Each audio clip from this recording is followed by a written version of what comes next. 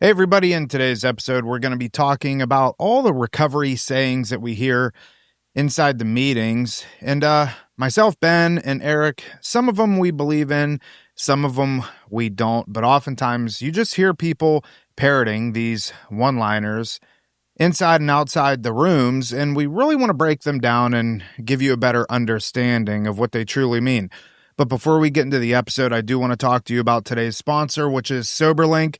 SoberLink is a portable breathalyzer device. It's a phenomenal tool that you could utilize at home when you're transitioning back to work. Maybe you completed treatment and you're going back to work. SoberLink would be a good option for you. A few features with SoberLink that I think are pretty cool. Number one, you could schedule all of your time. So breakfast time, lunch, dinner time, that's generally when people schedule their breathalyzer. Number two, facial recognition. This is really cool. I can't pass the breathalyzer off to somebody and say, hey, blow in this. It doesn't work that way. It actually recognizes the person that it is that's blowing in it. And also, you can set up your results to go to a trusted person, whether that's a family member, a therapist, a counselor, a sober support. All the results will go to them. Now, it's not designed to catch you in a relapse. That's not what it's designed to do. It's just designed to give you some added accountability. I don't want you to be stressed out about using your SoberLink device. Now, SoberLink is really gracious for giving us the opportunity to partner with them. So because of that, they're offering you 50% off of your first device. Now, in order to receive 50% off of your first device, you have to go to soberlink.com/RRT. Again, it's soberlink.com/RRT. Last thing, it does not take the place of Alcoholics Anonymous or any 12-step program, and it does not take the place of addiction treatment. By far, you need to do those if you can. So, again, go to soberlink.com/RRT to receive 50% off of your first device. Enjoy the show. Here we are, Real Recovery Talk. I'm your host, Tom Conrad. In today's episode, we've got Benjamin B. What's happening, everyone? And we got Eric. What's going on, guys? First things first, thank you for tuning in on the podcast app, whichever one that you choose to use, and thank you for watching on YouTube. In the end, if you have any comments, questions, or concerns, you can always reach us, info@realrecoverytalk.com. Again, that's info@realrecoverytalk.com, and ultimately, we want to help you turn your mess into your message, right, peeps? That's right. Yes, sir. How was the weekend? How was your vacay? Good. I went on a nice vacation with my wife up to Jensen Beach. I was speaking at a clubhouse for DAA, which was awesome. Great clubhouse. I loved it. What's DAA? Drug Addicts Anonymous. Okay. It was great. It was this biker organization that's I forget the name, that's in recovery. And they just have the vibe there, man, and the camaraderie there was really something special. If you have an addict or an alcoholic in your life, chances are you're angry, frustrated, worried, scared, a lot of emotions. We totally understand. We've worked with a lot of families going through the same thing that you're going through right now. You want them to get help. You would love for them to not have this addiction, but you don't know what to do. This is why we put together Family Reconnect. This is a program that is designed to put you first. Ultimately, if you help yourself, you can help them. In this, we're going to teach you how to set appropriate boundaries. We're going to teach you how to communicate effectively. We're going to teach you how to go into situations with your addict loved one that is going to be effective. A lot of times, family members and loved ones, they act out of emotion. We get that. We understand. But all that does is make it worse. You need people to come alongside you that can walk this journey with you. So starting on June 3rd, we are going live. We want you to be a part of this community. Because remember, you didn't cause this. You can't cure it, and you definitely can't control it. So June 3rd is when we're going live. You can find all the information at realrecoverytalk.com/FRC. Again, it's realrecoverytalk.com/FRC. We're excited to go on this journey with you, and we'll see you on June 3rd.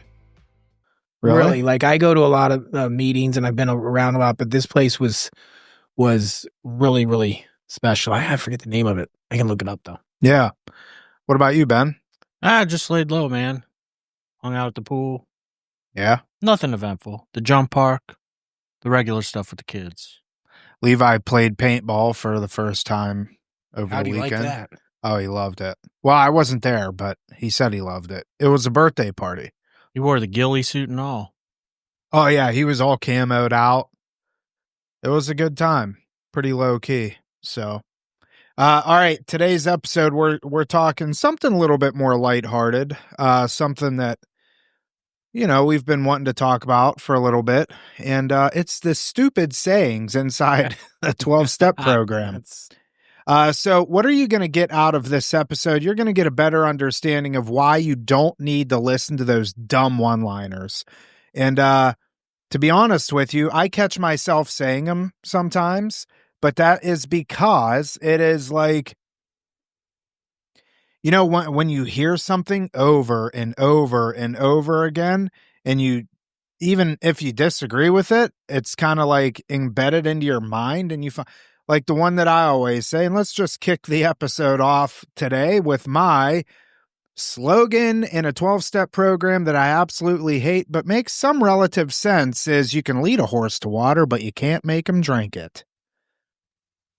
Relatively true. I don't know that that's just that's not just, I've been hearing that one since I was a kid. Well, I didn't have to come into the rooms to hear that one. My dad used to tell me that every time I didn't want to do what he told me to do. Okay, well, you hear Lead it a the horse to most. water. I never heard it once until I stepped inside the rooms of AA. Really? Nope. That's because you're from backwoods Pennsylvania. But while we're on the you can lead a horse on horses. How about this one? You take away the alcohol. You get a horse thief sober. You take away the alcohol. You still got a horse thief. You've heard that one, right? Yeah. Yeah. We don't have horse thieves anymore, do we? No, but I like that one. Really? You like that one? Yeah. Wait, say it again? So you say it since you like it. If you, what is it again? If you have you have an alcoholic horse thief, you take away the alcohol and you still have a horse thief. Yeah. I don't get it. It means I get it. It means you can take away the alcohol. You're still the same old jackass that you were with the alcohol. Right. Drinking. Yeah. If I'm an alcoholic, carpenter, and you take away the alcohol, I'm still a carpenter. Right, but with a negative connotation. Yeah. Like with like a horse thief. Yeah. Tool thief. Okay. Well, yeah. I like that one because it goes, the alcohol is the symptom. You take that away, because my sponsor would always say, Ben, you don't have a drinking problem, you got a personality problem. Yeah. Same kind of thing. Same thing. You're asking me, I'm biased because I don't like the little colloquialisms and stuff. Anyway, I get it. People love them. They're good. They help people.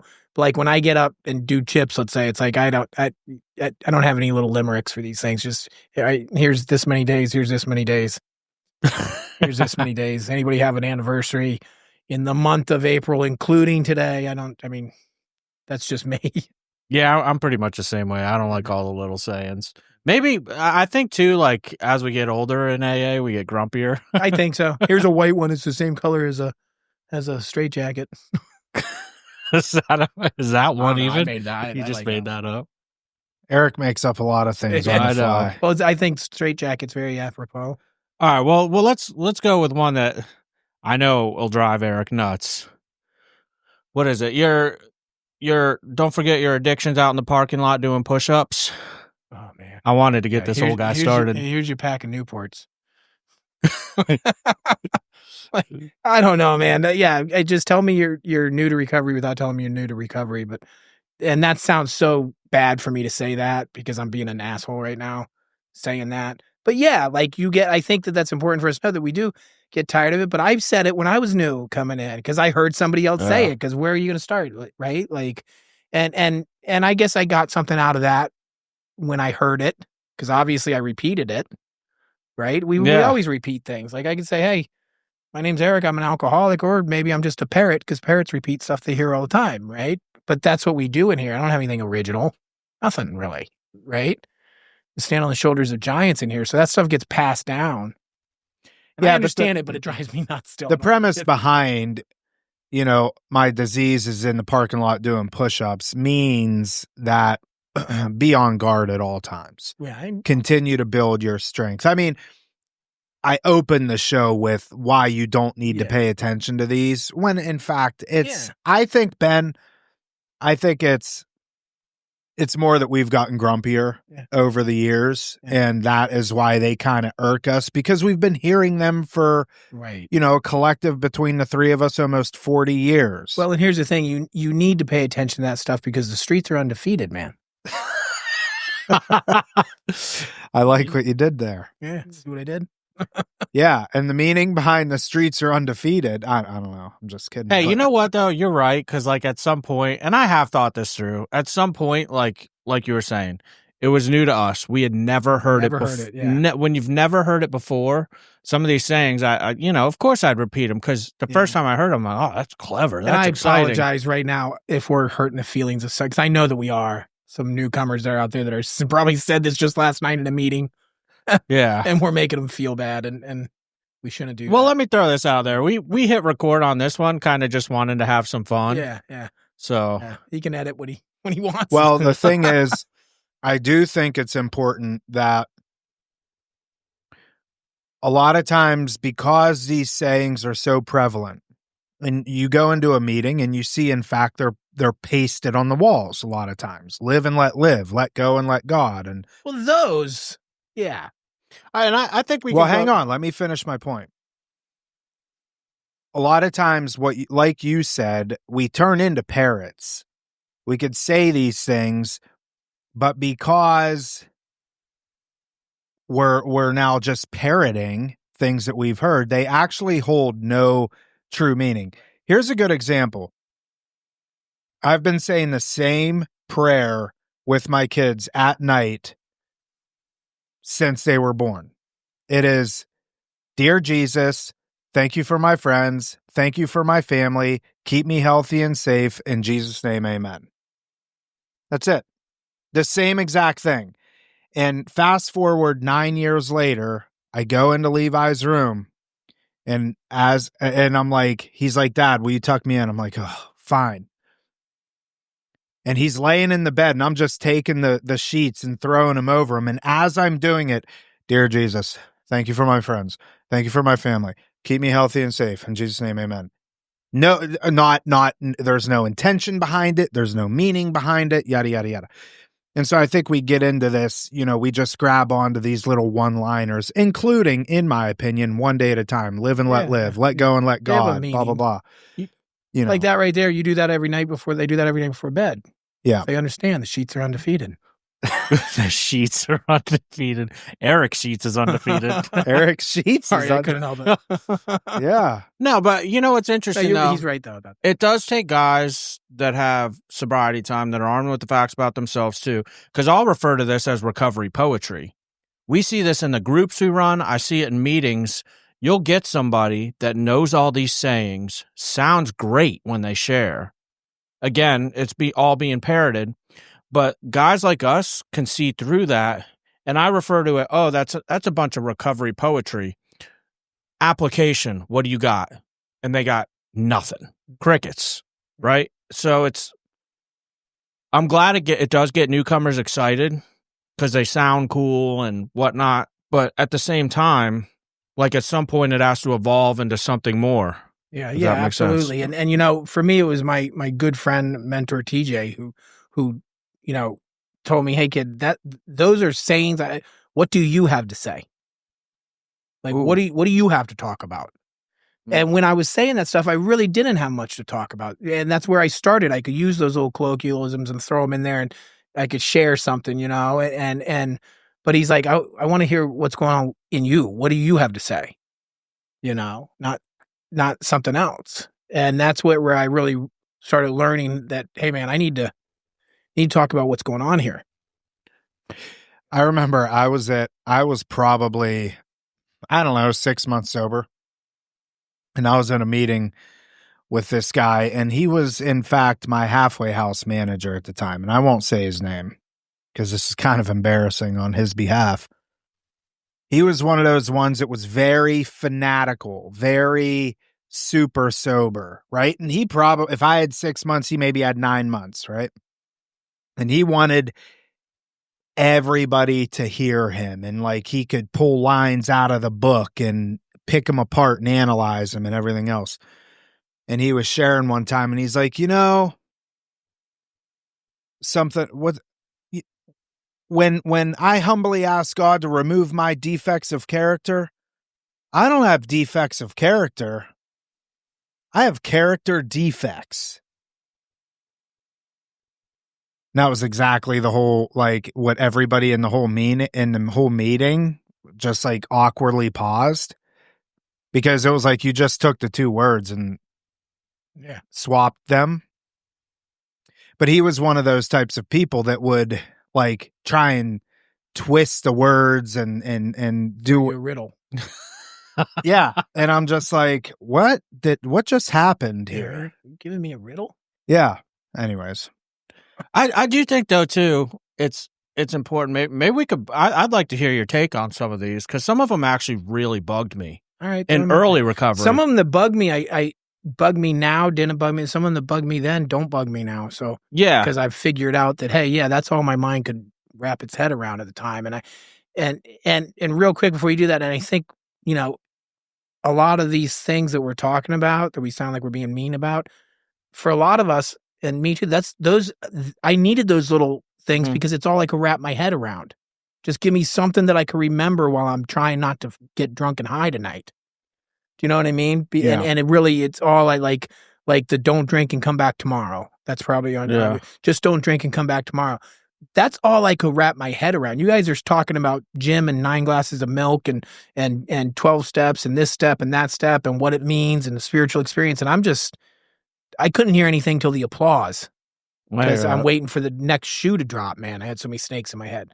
And the guy sitting next to me that says, hey, just don't drink tonight and come back tomorrow. We'll talk about it again tomorrow. That's what that meant for me. I'm glad you brought that up, because I was actually going to go with that one, but people do have different experiences with it. Because when I was brand new, I hated that one. You're saying you could wrap your mind around it. For me, I'm like, just don't drink.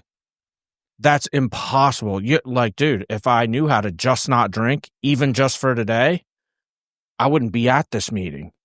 So see, this is where those things have to be personal to you. So that was a guy saying, hey, kid, and I wasn't a kid. I was 46 years old. This is just how the guy talked. Don't drink tonight, and just don't drink tonight. Don't worry about it. Don't worry about anything here. Just don't drink tonight and come back tomorrow. Even if you do drink tonight, come back tomorrow.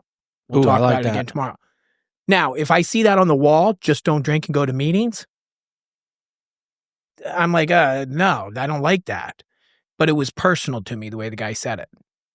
I like that you made that clear like that and emphasize that. Well, I would not drink, or I would, if I saw that on the wall, I would look at it and be like, I'll drink tonight and then I won't drink tomorrow night.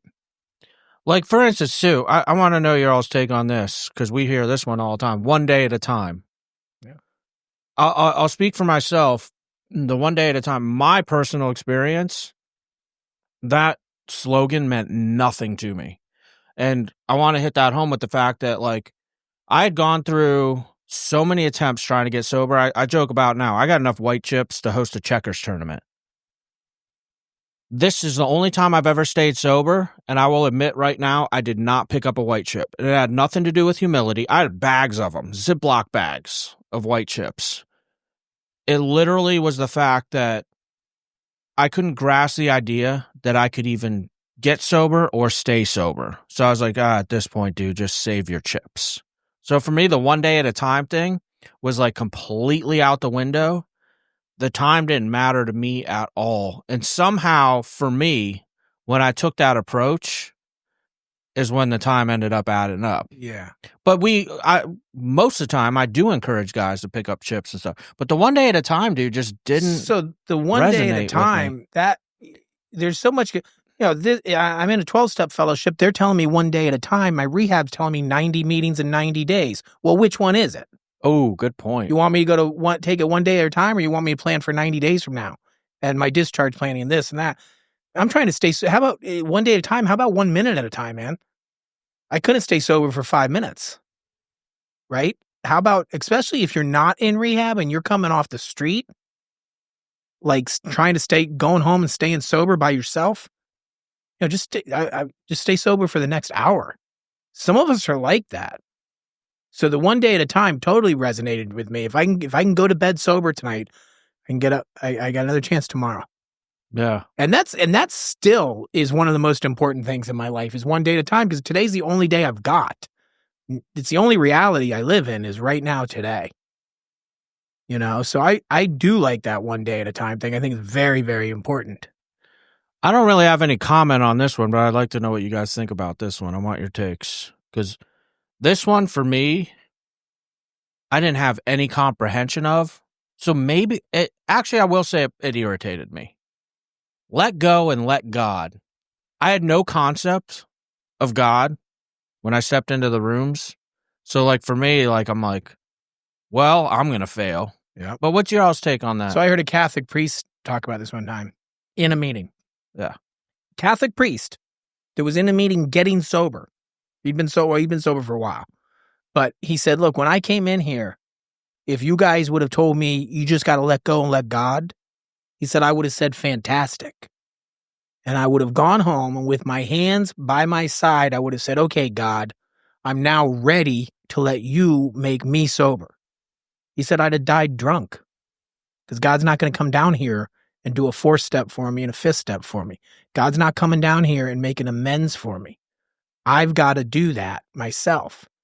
You tell me, he said, if I let go and let, Jesus take the wheel, I'm going to die in a fiery crash because he's not doing these steps for me. He's not doing that. And this is coming from a Catholic priest who had a relationship with God, but something wasn't working for him because there he is in Alcoholics Anonymous.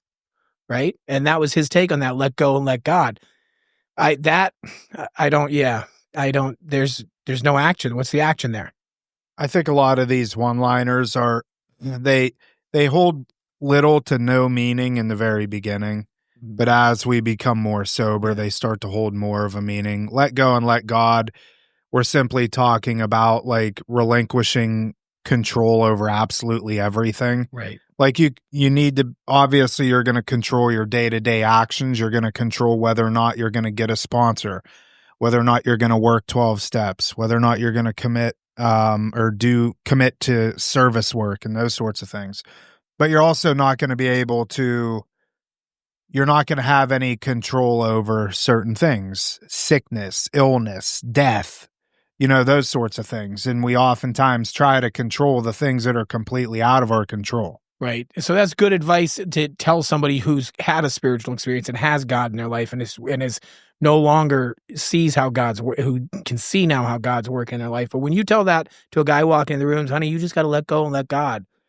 Yeah, it doesn't work. He's going to become so hopeless. It falls on deaf ears. When you say that to him. Because he's going to be saying, I don't know what that means or how to do that. I've been praying. I've been doing this, and it's not work. Like I'm waiting for some type of reward system, and it's not working. I still feel this way. God's not removing it, and I'm trying to let him, and they just don't know what it means. Right. But I agree with you 100%. Today, I know what that means, and it's a little thing that I'll say to myself. Mm-hmm. And let go and let God here. Yeah, and I'll say that to myself all the time. Even if you look at Bill W.'s story, he certainly hadn't done anything for me. Yeah. Up to that point, like, why right. hasn't God rescued me yet? Right. Look at my situation. Right. So, yeah, but I'm with you. Like, today I understand what let go, let God. In the beginning, I didn't at all. Yeah. How about this one, dude? I was chuckling. This is what I was chuckling about because I thought of this one. The only thing that needs to change is everything. I did a whole thing on this with you guys before where I said, I heard that when I came in and that I'm asking guys. I knew I had to change, but I come to rehab and they're like, what has to, everything has to change. What kind of non-answer is that? Everything. That's a cop-out. What do you mean? Tell me. Can you be more specific? And then they'd say, people, places, and things. That's what needs to change. Okay. That's closer. But, the book tells us geographical changes don't work. And people, places, and things, I understand what's behind that, but people, places, and things sounds a lot like a geographical change to me. If I move from here up to North Carolina, I just changed people, places, and things. Then I get into the work, and the book tells me, no, that's not what needs to change. Nowhere in that book of ours in AA does it say people, places, and things. It says ideals, emotions, and attitudes. That were the driving forces of these men have been cast aside, and a whole new set of ideals, emotions, and attitudes begin to dominate them. That's the change. Specifically tells us what the change is. But that one, everything, it's like, whoa, my name, my shoes, what do you, huh? Well, that's where AA and kind of like a more, I don't know, secular approach is going to collide a little bit, because I think geographical change is extremely important if it is available to somebody. But you're talking about in conjunction with you're looking at it from the lens of recovery. Yeah, if all you're gonna do is pick up and move somewhere, that's not gonna do anything. That's what the book's talking about. Because remember, they didn't have rehabs back then, so the book's not talking about. I agree 100% that when you go, like someone comes to us, they should move here and stay here. That definitely is just geographical change that works because it's working in conjunction with a program and stuff. Right. But they were talking back then just about trips to the country with Bill and his wife and back. Just a regular moving to get rid of the people that are around you, basically, is what they're talking about. Yeah, or taking a vacation to just, get away and relax. And it's like those sorts of things don't work. There's no intention behind it. And when you're doing that, you simply think that you're addressing the alcohol. That's it. Oh, I just need time to dry out. Right. And I'll be able to stop. And it's like, well, then, how many times have you tried that before? Yeah, or you're in the Keys and you're like, I've never been at that bar. Yeah. That looks like fun. I've never been drunk in Florida. Well, I've been drunk in Florida. No, I don't know. No, I've never been drunk in Florida. You said one podcast you've never had a drink in Florida. I was born and raised right here in Palm Beach County. And when I heard people start saying, I came to South Florida to get sober, I'm like, what? Yeah. Since when? Yeah. Yeah. Because this place was everything all the time when I was growing up. Well, yeah, and you had to change everything. I don't know. I tried. Go ahead, Ben. You got another one? What is I want to know what you guys think about this one. I have my take on this, but I want to know yours. Principles before personalities. Yes, I like that. What's that mean to you? I like that. I think principles meaning, shoot. What's the best way to I would go lean more towards morals, morals and ethical. What's ethical? What's morally right? What's morally just? Versus personalities. I mean, just because we're wearing the badge of sobriety doesn't make us good people. There's plenty of personalities out there. There's sober people that are absolute fucking idiots. See, now I take a whole different look at that. Okay. The way I've always interpreted it. I've always interpreted that to mean I have to practice these principles regardless of your personality. Yeah. Regardless of whether or not I like you in a meeting, regardless of you can bug the hell out of me because you share the same thing every week, or I don't agree with what you're saying. I think you're being a jerk. But I got to practice these principles of love and tolerance, and all these principles are on the wall, the principles of those 12 steps, regardless of your personality. I think we were kind of saying the same thing in a way. I mean, I look at it as more like we just have to be good people. And in terms of like principles, I mean, you don't have to come into a 12-step program to understand what makes a good person. Right. And now I know 12 steps, they have the principles and stuff like that. I don't know. I never really dove too deep. This is where it's interesting because, I'm sure there's similarities to how we see it, but like we're kind of in a way hearing three different descriptions because I'll chime in now that I've heard yours. Mine has more to do with situational. I always applied this to, for instance, I'm at a meeting and it's filled with a bunch of jackasses. Mm-hmm. I have to remember the principles of Alcoholics Anonymous, the book, the steps, etc., what the program really is, and not let the personalities wash out the actual program and what's good. Because I used to in the beginning, before I stayed sober, I'd go into I hated AA. I'd go to meetings and be like, these people are a bunch of jackasses. But then once my sponsor started helping me get a grasp on what the book was really about, what the program really is, then I began to realize, hey, those are just people in the meeting that are calling themselves an alcoholic, and what they're saying doesn't match the actual program. Yeah. But they can say whatever they want. They're in the meeting. Yeah. But I have to be able to differentiate between the two. And you know what? That's because I think that the spirit of that saying is having to do with inside of a meeting. I think what that's talking about. So I think you're actually spot on there. I taken it kind of like deeper into my everyday life of like, I have to practice these principles whether I like you or not. I can't just practice these principles with my friends and people that I'm fond of. I have to practice these principles with people I think are complete, Yeah. All right, Ben, a couple more and let's wrap this up. Oh, you know what's interesting? So I'm getting these off of Google. I didn't realize there was a drop-down box and you could get like their description of each one of these. Some of these are terrible, actually. I'm going to leave these out, but I'm so glad I opened this one. Meeting makers make it. Oh man, I don't know. They make what? What do they make? They make meetings, right? Like I don't like that because it's wrong. It's just flat out wrong. I mean, meeting makers make it if they work a program. Well, I shouldn't say. I mean, I guess some people can stay sober on the meetings themselves, but you're settling. If you stay sober on the meetings make it. You're settling for relief from alcohol, right? There is a much deeper freedom and relief from the alcoholism that lies between my ears in that spiritual program of action, the 12 steps. So meeting makers, yeah, they might stay sober. People can stay sober on the fellowship. I don't think that's good advice to give. I look, and here's why. We have just a multitude of members of Alcoholics Anonymous, Narcotics Anonymous, whatever it is, that are dying in droves because we're not carrying the message of the spiritual program of action to them. We are not telling them, you need to do these steps. This is the program. And they're staying sober on the fellowship until they're not. Look at what happened with COVID when all the meetings shut down. Look at how many people you knew. How many people did you know that had double-digit sobriety that went out? I knew a couple, double-digit sobriety that went back out because they couldn't make the meetings. Dang, that's a good example, bringing up COVID. Yeah, you're right. I knew a lot of people at time who went to a meeting every day. It was shocking to me. I don't need to go to a meeting every day to stay sober. No. I'll come out and say that right now. I hear people say you got to go to a meeting every day. No, you don't. No, you absolutely don't. Well, I don't even have to go to work every day. The days of me, it's been a long time since I've even said, I need a meeting. I don't need a meeting today because I'm spiritually fit and I work this program. What do I need to go talk about what's going on with me?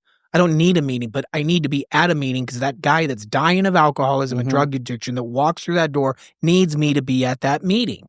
That's what the whole program's about. He needs me to say, hey, kid, I can help you. I know. Take my hand. I'll show you what we did. Yeah. The meeting's not for me to go there because I need to, oh my God, I got to talk about my boss. That's my opinion. I'm going to contradict one thing you said, but I'm very confident you'll agree with me once I explain. A second ago, you said alcoholics stay sober on meetings. This is a good reason to go to the big book study that Eric brings us through on Monday nights. But I don't think I used the word alcoholics. Oh, did you? I said people. Oh, okay, fair enough. What I was getting at, though, is in chapter 2, it breaks down the moderate drinker, the hard drinker, the real alcoholic. Because what I wanted to bring up is that I think the people that aren't picking up a drink by going to meetings, no spiritual experience, are not real alcoholics. They're hard drinkers. And they're hard drinkers. And they're the ones telling the alcoholics that meetings alone will keep them sober. Not me, dude. I need to be completely internally rearranged through the steps and find a power greater than myself. I absolutely agree with you. Yeah. The book says when we talk about there is a solution. It talks about from steerage to captain's table. It uses an ocean liner like the Titanic to describe the fellowship. We're from the captain's table, which is real big money, right? Politics, everything, all the way down to the steerage. Two people that should never see each other across that whole voyage across the ocean are bound by that common fate. Their ship's going down. And then it goes on and says, so they're bound. He's talking about the fellowship. And then it goes on and says, but this would never keep us together. And then it like the program has, it goes on to say, the great news that this book carries is the news of the spiritual program of action. It's not the news of the fellowship. And so I absolutely agree with you on that. No real alcoholic that has what I have, the obsession, is going to stay sober on just the fellowship. You see it all the time. I call it caffeine and hate. That's what I call that. Mm-hmm. You stay sober on caffeine hate. You go, you see your buddies, you sit on the patio every day. You see it all the time at these meeting halls. They're sober 10, 12, 13 years, and then they either go back out or they eat a bullet because they've never fixed anything in here. And then life comes as they get older, kicks them in the teeth, and what happens?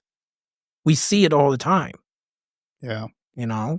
I want to bring up one of my favorite ones and elaborate on it, because I share this in my story pretty much every single time that I share. There's a sign on the wall that I see all the time at the clubhouse that says, and you'll hear people say it, don't quit until the miracle. Yeah. My sponsor, what he said on this was so eye-opening for me that I love sharing on it. If you're as alcoholic or drug addict as I am, and you have made it 24 hours and haven't stuck a needle in your arm, taken a drink, put something up your nose, whatever the case is, the miracle already occurred. The step work, so I was under the impression if I do this step work, then there's going to be a miracle.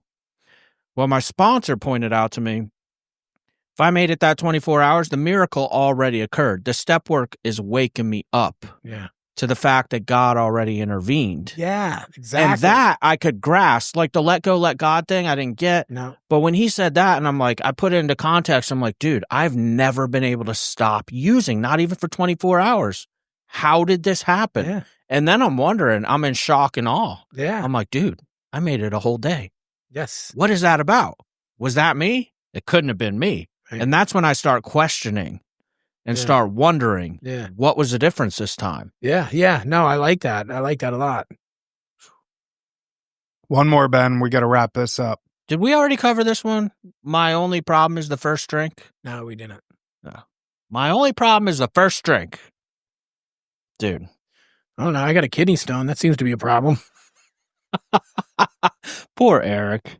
Dude. I'm just saying, it's a, I mean, I'm with you. We face many problems. In fact, our problems never go away. That was our solution. My only solution was the first drink.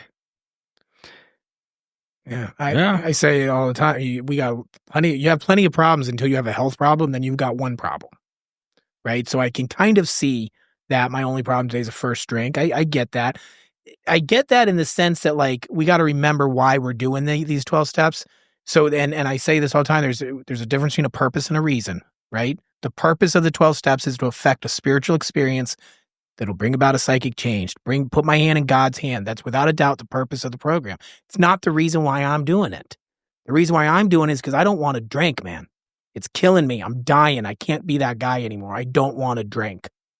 So in that sense, my only problem is that first drink. Yeah. Right. And I think that's what it means. I come to the program, and as I do the work, I realize, whoa, no, I'm the problem. But when I come in, no, the problem's the first drink. I get it. Okay, don't pick up a drink today. So I think that's another one of those that'll change your opinion as you go on in sobriety. Yeah. And another one of those things that kind of is personal. It needs to be explained. And I think just sticking this stuff on the wall and leaving it up to each person's own, interpretation, or throwing it out there at a meeting, it can make people go, huh, Maybe this is where I have to practice principles before personalities. Due to anonymity, I won't say the person's name, but there's a guy who has double digit sobriety. Every single time he shares it, I see him at a meeting. I'm so-and-so, and the only problem's my first drink. Yeah.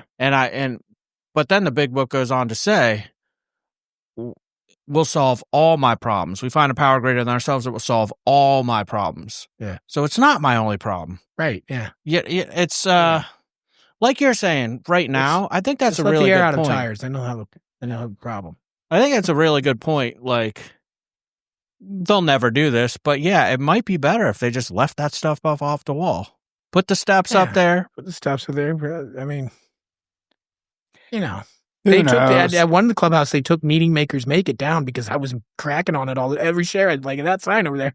Did they take it down? You know the clubhouse I'm talking about. Yes. Yeah, because I heard I used to point at it. I heard a guy time. that was that's on the board there when I said it the one day. I said, and I hate that I can't stand that sign. And I heard him go, "Oh God," behind me.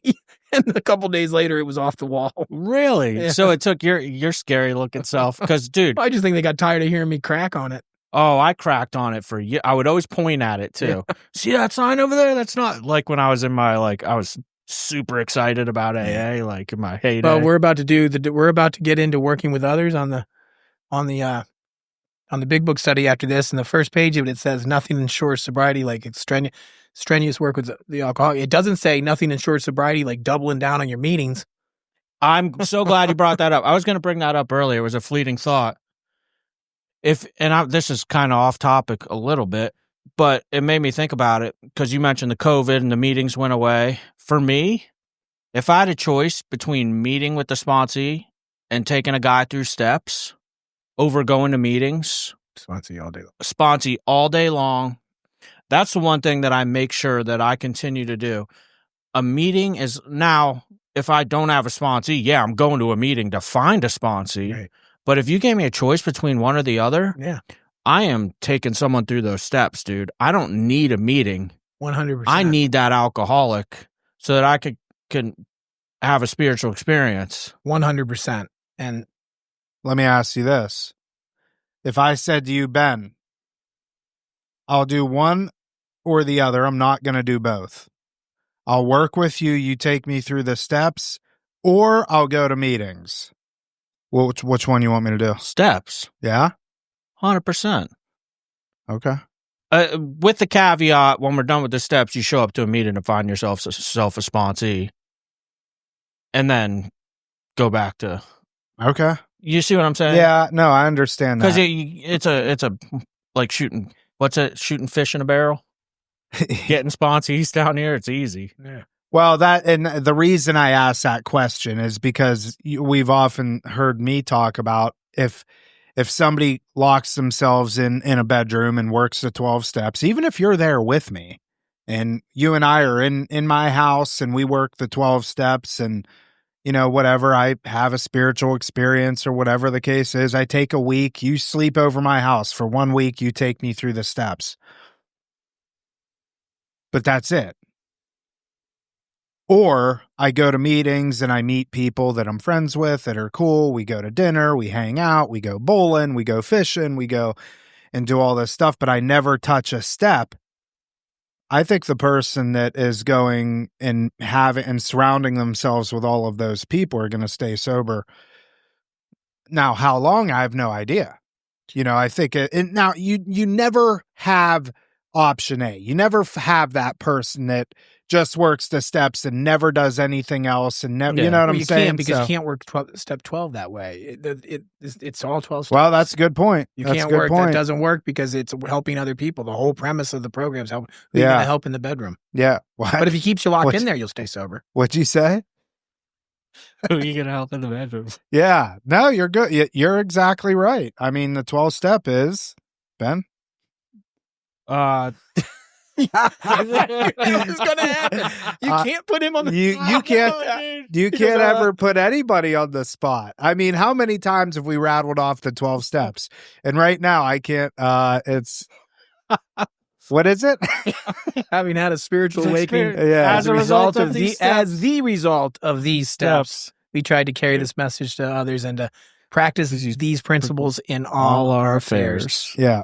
That's so funny now. It is. If you go to anybody that's worked the steps over and over, even Eric, like I'm sure it's any point in time, I could say, Eric, what's step 7? And it would take you a second. You did it on the big books. We were on it. You said, what is it again? I went, yeah. So. It's funny, started though. Sweating. I literally tell step 12 as part of my story. Having had a spiritual awakening. You put me on the spot and it's gone. Yeah, it's something about that mental blank spot that we all have. Yeah, right? All right, that was fun. Any final thoughts? No, that was all good fun. Like, honestly, I was like, the thing I was looking forward to the most was like seeing Eric get worked up over some of these. Dude, he gets so passionate, dude. Yeah. All right, that is it for this episode of Real Recovery Talk. Thank you for tuning in. In the end, if you have any comments, questions, or concerns, you could always reach us, info@realrecoverytalk.com. Again, that's info@realrecoverytalk.com. And ultimately, we want to help you turn your mess into your message. That is it. We will see y'all later. Good stuff.